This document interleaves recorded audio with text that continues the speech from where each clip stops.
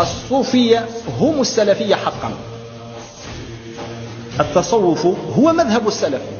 وماذا كان السلف؟ السلف ألم يكونوا زهادا في الدنيا؟ ألم يكونوا متعلقين بسيدنا رسول الله؟ التصوف هو لب الدين. التصوف هو الإحسان في كل شيء. إذا أخذت العبادة فأحسن فيها. غيرك يصلي صورة، أنت تصلي بقلبك. إذا غيرك يعني أعطى قليل، أنت مالك، أنت ومالك لله. إذا غيرك مثال طاع الوالدين بالزي كذا، أنت تفانى في طاعة والديك وديرهم يعني كأنك تتعامل مع الأولياء الله الصالحين.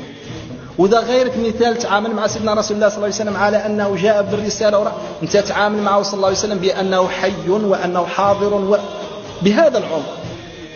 فالصوفي نعم